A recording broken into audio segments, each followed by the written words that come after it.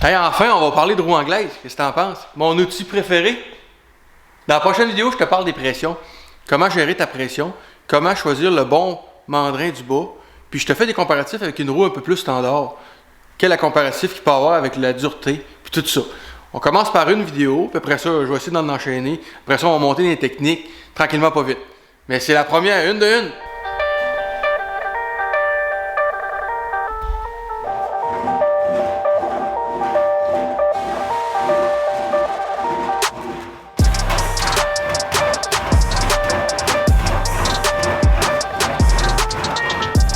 Bon, la roue anglaise, à quoi ça sert, ça? C'est quoi cet outil-là? C'est pas un outil qu'on voit souvent. Tu vois ça souvent du monde qui vont développer puis shaper des pièces, qui vont créer des pièces neuves. Okay? Si tu fais du patch panel, c'est quand tu vas faire un morceau, une pièce qui est rouillée sur ton auto, mettons un coin d'aile ou un morceau de panneau arrière de valise. C'est moins utilisé. Okay? Souvent, ils vont utiliser le marteau, les dolés. Mais quand tu vas créer des pièces rondes, des pièces neuves, là, tu as besoin de faire étirer la tôle. Il faut que tu la fasses étirer pour qu'elle gagne de l'air. Fait que là, tu vas utiliser souvent la roue anglaise. La roue anglaise, là, ça sert à étirer la tôle principalement. Okay? Ça peut faire d'autres fonctions, mais la principale job, c'est vraiment d'écraser. Comme la pâte à modeler. Okay? C'est un outil de pression constante. Ça écrase, ça effoire, ça compresse la tôle pour la faire étirer. Okay? Comme la pâte à modeler. C'est la même affaire. Tu écrases, ça devient plus long. Puis là, ce que ça fait, c'est que ça va faire une forme en 3 dimensions. Parce qu'on va l'écraser, mais là, veut pas, il va se passer de quoi avec la tôle, parce qu'elle, c'est une surface qui est prise dans un certain environnement. Tu sais, on peut comprendre que si je tire ici, il va se passer de quoi, là, ça va vouloir lever ou monter, parce que tout le reste tient la pièce. OK? C'est un outil de pression constante. La roue anglaise. Puis selon le mandrin, okay, tu peux changer le radius du mandrin du bas. Ben là, tu vas pouvoir aller tirer dans les parties les plus rondes, moins rondes, plus plats. Tu vas pouvoir grossir ton point de contact. Tu vois-tu le point de contact entre les deux, là? Je sais pas si tu peux voir, là. Mais mettons, exemple, là, il est à peu près à un quart de pouce environ. Puis si tu vas faire avec un radius plus aigu, ben tu vas avoir un point de contact plus petit. Fait que là, le point de contact plus petit, selon toi, qu'est-ce qui arrive? Ça fait plus de déformation. Quand ton point de contact est plus gros, tu vois-tu le point de contact, là, ici, là, moi, c'est dans les plus gros que j'ai. J'en ai un autre encore plus plat, mais c'est maximum un quart de pouce de point de contact que j'ai. Là, celle-là est encore plus plat. Fait que les roues du bas, elles servent à changer ton point de contact sur ta pièce, puis la roue du haut, elle sert à juste de compression. La roue du haut est trempée, la roue du bas, c'est du métal pour outil. 43-40, c'est une certaine dureté, mais c'est moins dur que la roue du haut. La roue du haut est vraiment trempée autour de 60 recoils. C'est dur, ok? Celle-là, c'est comme un rouleau compresseur. Si tu rentres une roche là-dedans, c'est celle du bas qui va se maganer, puis celle du haut devrait être moins endommagée. Fait qu'en gros, c'est ça la roue anglaise. Il y a un ajustement, tu ajustes ta pression en vissant puis dévissant, puis ça te permet de baisser puis de monter. OK? Une petite description super simple pour que tout le monde puisse comprendre. OK? Ça sert à écraser la tôle pour l'étirer puis essayer de lui donner plus de surface, gagner de l'air total.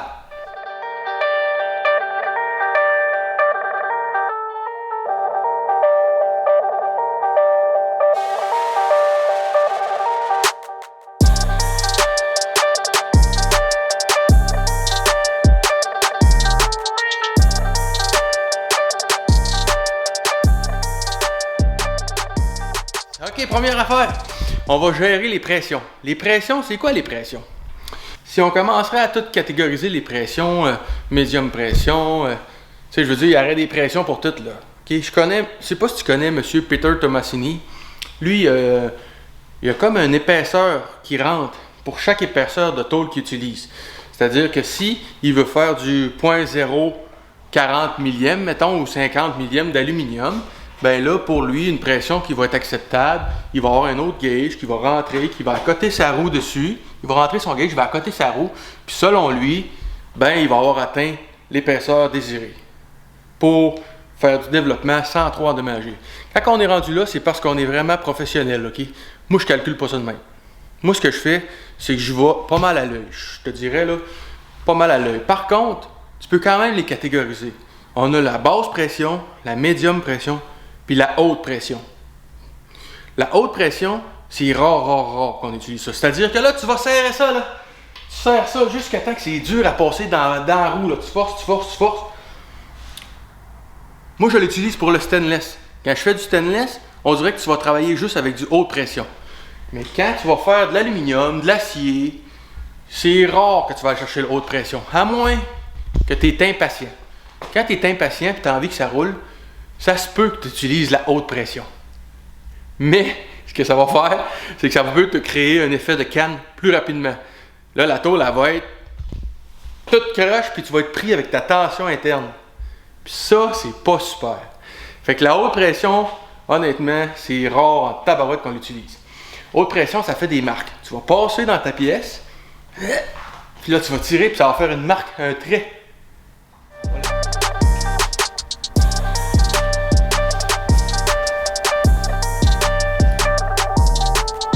Là, je suis en train de créer un autre barbecue, puis il faut que ça saigne vraiment rond. Puis là, on a une pièce, il faut qu'elle saigne ronde pas mal, fait que j'ai du lousse. Je peux quand même lui donner pas mal de misère, puis je vais être capable de me rattraper. Okay? Fait que là, on va y aller avec, mettons, je sais pas, haute pression. On essaye haute pression. Okay? Mettre dans le centre.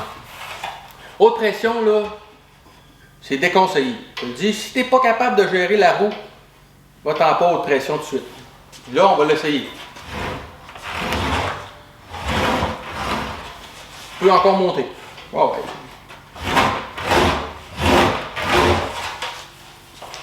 Là, ça y va.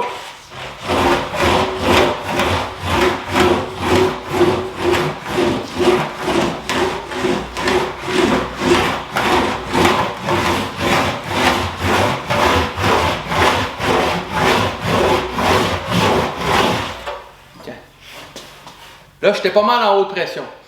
Si tu as une roue normale, une roue là, standard que tu vas acheter chez, je sais pas, chez Harbor Freight ou Princess Auto, tu seras pas capable de la tourner ou presque. Tu vas forcer tellement, là, tu n'en reviendras pas. Elle va être dure à tourner.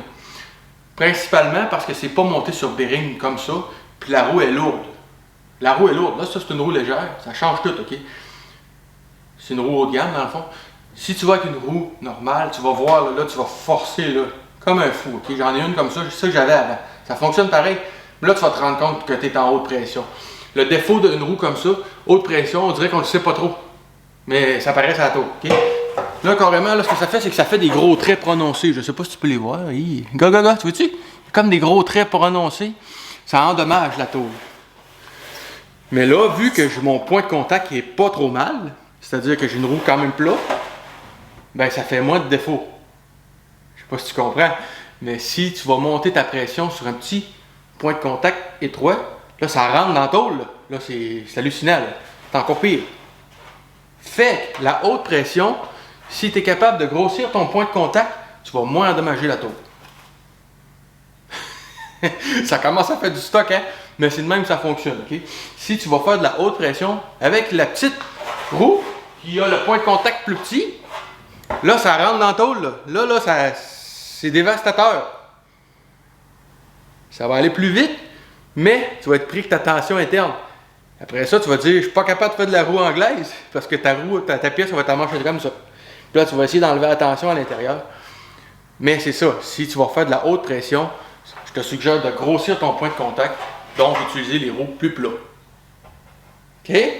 Maintenant, médium pression. Médium pression, c'est la meilleure. Médium pression, le métal, il bouge. La seule affaire, c'est que ça prend de la patience. Ça prend plus de patience. C'est sûr que c'est un outil de patience. Ça aiguise la patience, t'as là. Faut pas s'empresser, ça prend du temps. Mais ça fonctionne. Ça fonctionne. Médium pression, c'est la pression que tu vas sentir une bonne tension, puis que tu n'auras pas à avoir des grosses coches de déformation. Là, présentement, j'ai de l'aluminium. On s'entend que le matériel, il change de quoi dans ta pression? Parce que ça aussi, ça change de quoi? Si tu as du stainless, c'est pas écrasable, ok? C'est vraiment dur à effoirer, donc tu dois avoir tout le temps plus de pression. Mais l'aluminium, c'est mou, ça s'effoire tout seul. Fait que ta médium pression, elle va être comme plus basse quand même. T'sais. Médium pression, okay. Tu y vas, tu la cotes, ok, je vais la coter, comme ça, puis après ça, ben, je donne à peu près un demi-tour. Puis regarde, ça, moi, je suis convenant avec ça.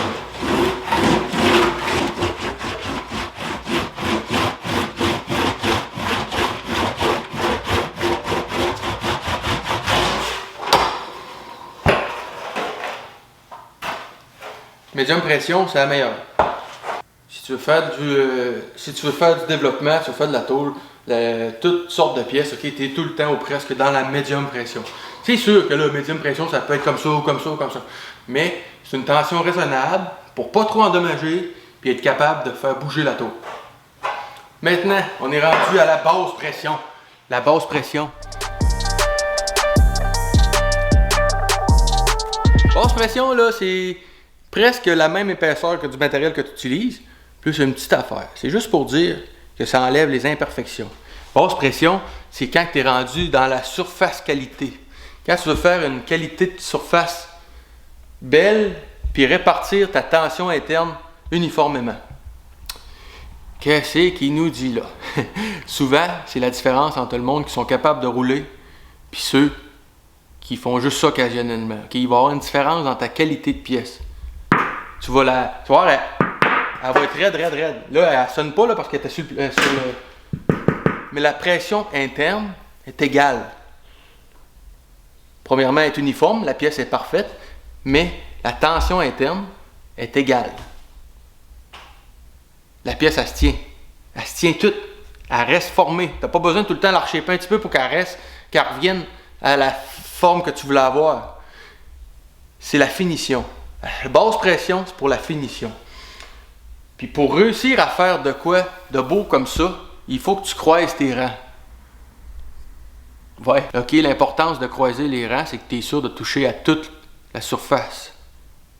Au maximum. Il faut que tu touches à toute la surface de ta pièce. Au maximum. Pour être capable d'avoir une pièce uniforme et que la tension interne, c'est pareil. Mais là, on est rendu sur la surface qualité. Ça veut dire la qualité de la surface, la répartition de la tension interne. Là, il faut essayer de croiser. Fait que tu mets ta pression super basse, puis là, je m'en vais en X, comme ça. Fait que là, je vais tout enlever les petites bosses qui n'ont pas rapport. Toutes les petits ourlets, les petites imperfections que j'ai pas réussi à enlever. Premièrement, c'est pas un quadrilatère qu'on veut, on va avoir une belle boule ronde. Fait que pour la faire, j'ai dû croiser en X, comme ça, en basse pression, pour être capable d'arriver à ça. Regarde ça, là. C'est miroir ou presque, là. Fait que c'est ça, ok? On a la haute pression, médium pression, basse pression. Haute pression, si t'es pas habitué, va jamais virer là, ok? Même si t'es impatient. La seule fois qu'on va virer en haute pression, c'est quand on est impatient. Là, je suis tanné, ça marche pas, mange la colle, je te sers ça. Mais après ça, tu te ramasses avec plus de travail. T'es mieux d'aller tranquillement à ton point que tu veux aller, que monter plus vite, puis essayer de réparer ce que tu n'as pas fait. On appelle ça l'intensité de ton travail. Si tu vas trop vite dans ta pièce, bien souvent, tu vas avoir des répercussions, la déformation rapportée, la tension interne. Tout ça va faire que là, tu es fourré. Puis après, tu vas te rendre compte que ça va t'avoir pris autant de temps, même plus. Parce que tu vires autour de ta pièce. On appelle ça virer en rond dans sa pièce. À un moment donné, ça m'arrive des fois, là, moi tout, là. Tu sais, je suis écœuré, là, ça marche pas, là. Je la laisse de côté. Puis je reviens le lendemain, puis je continue. Mets ça de côté, ça n'a pas fonctionné, ok, on attend. Parce que des fois, à force d'en faire, ça peut rempirer. Puis crois-moi, je l'ai fait. J'ai une question pour toi. C'est quoi qui est le plus dur à faire avec la roue anglaise? C'est quoi qui est le plus dur à faire avec la roue anglaise? Dans les techniques. Je t'en reviens avec ça. Bon, j'ai sorti ma vieille roue. Regarde bien. Hey, c'est vraiment pesant, ok? Puis là, on peut voir que la roue est en train de pogner dessus. Mais en tout cas, j'espère que tu peux voir un peu, mais gars, je l'ai vraiment souvent poli. Un peu, là. Tiens. Puis gars, tu vois-tu? C'est comme plus mat.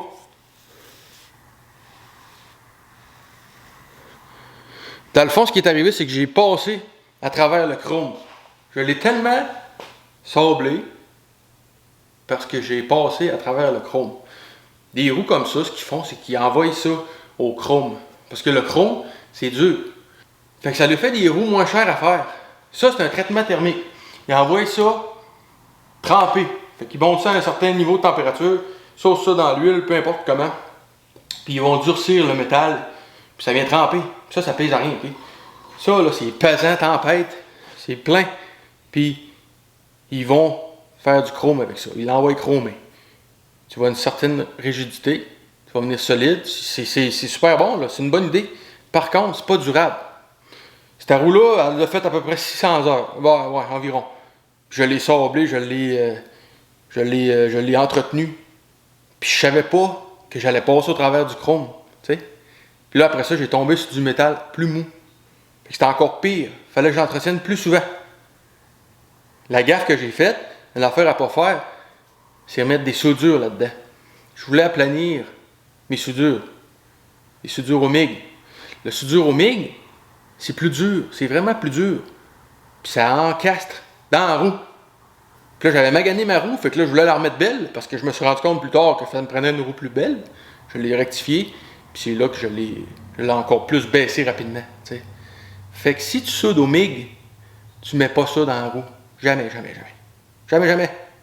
Tu vas pas rouler une soudure au MIG dans ta roue. Même si tu l'as pas fait. Elle est trop dure. Okay? Puis la soudure au TIG, c'est plus mou. La température, elle vient qu'elle se replace plus tranquillement. Donc c'est plus malléable un peu. Tu peux peut-être la mettre dans la roue. Mais moi, je mets jamais de soudure dans ma roue. Okay? Je la garde super propre. Fait que c'est important. Okay? Jamais mettre de soudure dans la roue. Tout ce qui est bossu et tout ça, ce qui va arriver, c'est que tu ne seras pas capable d'avoir des surfaces qualité clean. Tu ne seras pas capable de les mettre lustrées, tu ne seras pas capable d'avoir des beaux résultats. Le mouvement du métal va se faire pareil, mais il faut que tu fasses attention à ta roue. Puis gars, tu vois celle-là, je la garde, ok, parce que je n'ai besoin. La largeur de la roue, ça aussi c'est une mentalité. Si elle a 5 pouces comme ça, c'est qu'elle est plus facile à gérer quand tu prends des grands panneaux, des grandes surfaces. Mais c'est dur à travailler, ça m'a pris du temps à m'adapter parce que tu n'es pas capable de voir le centre de la pièce. Quand tu roules, là, le centre de la pièce, là, il est comme ici, offset. Fait que quand je regarde mon panneau comme ça, j'ai tout ça que je suis pas capable de m'aligner. Fait que c'est dur à voir où est-ce qu'on est rendu dans notre morceau. Je sais pas si tu comprends. Tandis que celle-là, le bas, il était moins large. Le haut est moins large. Fait que je sais exactement ce qui est ma surface de contact. Fait que j'avais de la facilité à aligner mon morceau. Parce que veux pas, où est-ce que tu roules, tu veux rouler, ben, où est-ce que tu as besoin de rouler. T'sais, il faut que tu saches où est-ce que tu t'en vas. Parce que celle-là, tu vois pas ce que tu fais. Fait que c'est un défaut. Je l'aime moins à cause de ça. Là, je suis rendu correct, ça m'a pris du temps à m'adapter. Souvent, je roulais aux côtés de ce que je voulais. T'sais. Fait que c'est ça qui est dommage. Une petite roue étroite comme ça, ça va tout aussi bien. Là. Moi, en tout cas, je vois pas vraiment de différence. Mais quand tu fais des gros panneaux, là, ça va mal. Des gros panneaux, des skins de porte, des affaires comme ça va mieux une grande roue comme ça. Puis en plus, ton surface de contact, ben si tu es capable d'avoir plus large, à cause que tu as tout plus gros, c'est encore mieux. Pour des skins de porte, des hoods, des toits, des affaires qui ont des grandes surfaces. Bon, il faut arrêter cela. On a déjà une bonne vidéo, là. On est déjà rendu à 20 minutes. J'ai posé la question sur mon Facebook. Est-ce que tu veux éclaircir un point? Est-ce que tu voudrais que je parle de des questions? Puis là, ça a fait qu'il y a trop de questions. Fait que là, on fait une couple de questions en rafale. Puis je vais faire plusieurs vidéos juste sur la roue anglaise parce que je n'avais fait un complet, mais ça ne fit pas avec les questions pendantes, là. Question en rafale. Jacques Nadeau, j'aimerais me procurer une roue anglaise, mais elle est usagée. Peux-tu m'aider? La seule affaire que tu as besoin de savoir, c'est la roue du haut. Est-ce qu'elle est bien maganée? Fais sûr que ta roue du haut est pas trop maganée. Le reste, tu peux quand même l'ajuster toi-même. Puis, si tu veux commencer, achète pas une roue de même, là, ça c'est trop cher. Tu vas prendre la roue probablement qui va être que tout le monde a, Princess Auto, Harbor Freight, des roues avec 2 pouces de largeur. Je t'ai montré la différence, ok? C'est une roue qui est chromée. Mais c'est dur à briser. Le reste, là, tu peux tout le rectifier, ok? C'est sûr que ça a du bas à être magané. Mais dans l'autre vidéo, je vais te montrer comment la rectifier, comment la sabler, puis ça va super bien aller. On a Maurice Coulombe qui veut savoir c'est où est-ce qu'on se procure ça, une roue anglaise. Tu peux acheter un kit sur eBay, une roue avec juste le kit de mandrin en haut. Ça va coûter autour de 1000$, puis tu peux faire ton frame. Okay? Moi, j'ai acheté le plan, Mais le frame, tu peux te le faire toi-même. Là. Sinon, va sur Princess Auto, Arbe Freight. Princess Auto, ils ont un modèle autour de 700$, puis il fait super la job. Ok, j'ai fait des extensions de Porsche avec ça, là. Des extensions d'ailes de Porsche avec ça. Moi, j'avais celle de Eastwood, mais c'est la même, là, ou presque. Puis, j'ai mis 600 heures dessus, là. Fait que tu peux quand même t'en sortir très bien avec une roue à 2 pouces, pas une grosse de même. Zach Lebrun, il veut savoir quand est-ce qu'on arrête d'utiliser le marteau. À quel point on dit là, j'ai assez utilisé le marteau, je m'en vais sur la roue. Honnêtement, c'est juste des techniques. Tu peux tout faire ça au marteau. Si tu veux, là, tu fais tout ça au marteau. Mais le marteau fait que tu sauves du temps. Ça va plus vite. À la roue, c'est lent. Ça va pas vite. Fait qu'au marteau, tu peux créer du développement plus rapidement. Mais le point, là, je te dirais, c'est toi qui choisis. Ok, à un moment donné, là, je trouve que je suis trop déformé. Je m'en vais un petit peu sur la roue, je remets ça droit, puis je continue au marteau. Je retourne sur la roue, je remets ça droit, je continue au marteau. Parce qu'au marteau, c'est vraiment, vraiment plus rapide. Mais c'est plus dur sur les bras. Parce que là, tu frappes, tu sais.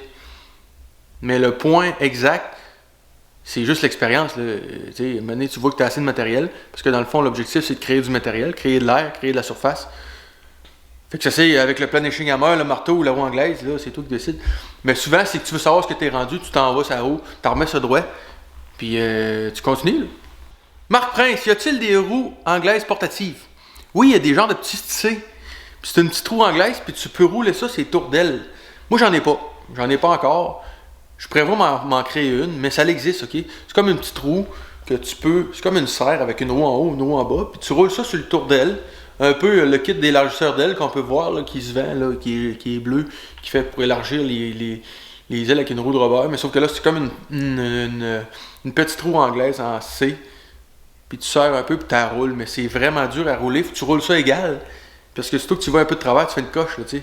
Mais où ça se peut, des petites roues portatives, mais pas des roues de même. Là. Ça c'est zéro portatif. Là. Celle-là, à moins que je mettrais des roues là, à terre. Je l'ai déjà traîné. Okay, j'ai déjà été où ce qui faisait ce qui font des réparations d'avion, je l'ai traîné, puis ça pèse 400 livres. Là. Je l'ai mis dans mon trailer, puis je l'ai emmené, mais c'est pas portatif tant que ça.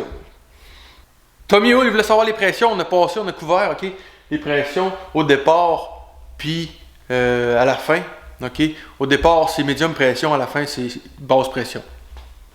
Johnny Coulomb veut savoir la roue Princess Auto, fait-tu la job? Oui, je l'ai répondu, ça fait la job amplement. Même, je te suggère, commence avec ça. Puis tu vas le voir après si ça te tente de continuer, puis de pousser, puis d'en aller une comme ça. Celle-là, c'est parce qu'elle va faire un peu plus de production, elle est moins dure sur le corps. Tu sais, elle pèse pas, puis j'y vais au toast, puis ça me fatigue moins qu'une chez Princess Auto. Je la trouve pas la question, mais je l'ai vue plus tard. Il voulait savoir comment choisir le mandrin du bas. C'est comment qu'on fait pour choisir le mandrin du bas pour chaque job. Tu vas toujours essayer d'augmenter ta surface de contact. C'est-à-dire que tu vas prendre tout le temps ce que tu as le plus de contact possible avec la forme. Si, exemple, tu as une grosse forme, comme le site, mon aile de Roadrunner, là, tu vois-tu ici? J'ai une belle forme aiguë. Mais si je commence tout de suite avec la plus aiguë, c'est pas une bonne chose. Pas une bonne chose. Il faut que je commence avec une plat, puis j'essaie de rouler à la surface en totalité. Puis après ça, je vais monter un petit peu dans mon rayon. Puis si tu veux essayer d'aller plus encore aigu, tu vas virer ta rotation, puis tu vas rouler sur l'autre sens. Si exemple, c'est rond de même, mais tu vas rouler de même à la place. Pour essayer de tout le temps avoir plus de surface de contact. Il y a moins de chances que tu vas faire des erreurs. Ça va aller plus facilement. Fait que c'est ça. Comment choisir ton mandrin? C'est tout le temps le plus grosse surface de contact. À un moment donné, tu n'as pas le choix. Ça va trop être rond, trop aigu. Là, tu n'as pas le choix d'aller avec une plus petite comme ça. Mais là, c'est parce que même si tu vas une plus petite comme ça, la roue du haut, elle ne suit pas. Là. Elle n'est pas ronde à l'envers, elle là. Elle reste quand même appuyée sur le doigt. Fait que tu fais juste réduire ta surface de contact. C'est juste ça que ça fait. Puis souvent, il y a une mentalité qui dit « Ah, pour avoir plus de rayons, prends-en une de même. » Caroline. Pour avoir plus de difficultés puis plus de déformation, prends-en une de même. Prends-en une plus aiguë. Okay? Pour avoir plus de rayons, il faut juste que la partie, pour une courbe standard, elle soit plus longue dans le centre. Puis tu vas avoir plus de rayons, elle va monter tout seul. Puis après ça, ben là, à un moment donné, tu ne toucheras pas, tu vas, comme à côté, ses côtés, tu n'auras pas le choix de changer un peu ta rayon. C'est pas pour rien qu'il n'y a pas beaucoup de rondelles, il n'y a pas beaucoup de rayons. Il y en a à peu près 4 roues, là. Tu sais, il n'y en a pas toutes les sortes, là. Il y en a à peu près 4, puis tu t'arranges avec ça, là. Fait que c'est tout, hey, on a fait le tour, c'est la première vidéo. Je pense que j'ai répondu à plein de questions. On n'a pas encore parlé de technique, finalement. J'ai juste parlé de la pression, Puis on n'a rien roulé encore, là, tu sais. Fait que dans l'autre vidéo, je vais vous montrer comment la rouler, comment l'entretenir, ok? Et il y en a qui veulent savoir comment je l'entretiens, comment je la polis. On va parler de ça. Puis c'est tout. Je pense qu'on a couvert pas mal de choses, ok? Moi, je tripe sa roue anglaise. Honnêtement, j'ai plus que 1000 heures de fête physiquement sa roue. Fait que ça, là, je commence à être pas pire, là. J'en ai des heures de fête. Fait que tout ce que je t'ai dit, je l'ai juste appris au fur et à mesure. C'est pas quelque chose que j'ai lu, là. C'est pas une théorie. Si tu veux me corriger, tu vois d'autres choses, écris-le en bas. Si tu as d'autres questions, écris-le en bas, ça me fait plaisir, ok? Je veux juste apprendre, je veux juste devenir meilleur. Puis toi aussi, tu vas devenir meilleur. Fait que c'est tout. Ceci était la vidéo 1 de la roue anglaise. Après ça, on parle de technique, là. On va se promener avec du matériel dedans. Je vais essayer de montrer la base, comment que ça aille, pour que ça aille un petit peu plus vite. Je le sais, mes vidéos, je parle beaucoup. Mais je me fais reprocher, il parle trop. Ouais, c'est de même. Écoute, j'aime mieux que tu comprennes que de montrer ce que je fais. Fait que c'est tout. Hey, je te laisse là-dessus. Prends le temps de liker, pose-moi des questions, écris ça en bas, share ça, passe ça à tout le monde, puis on se voit dans une autre vidéo. Bye bye!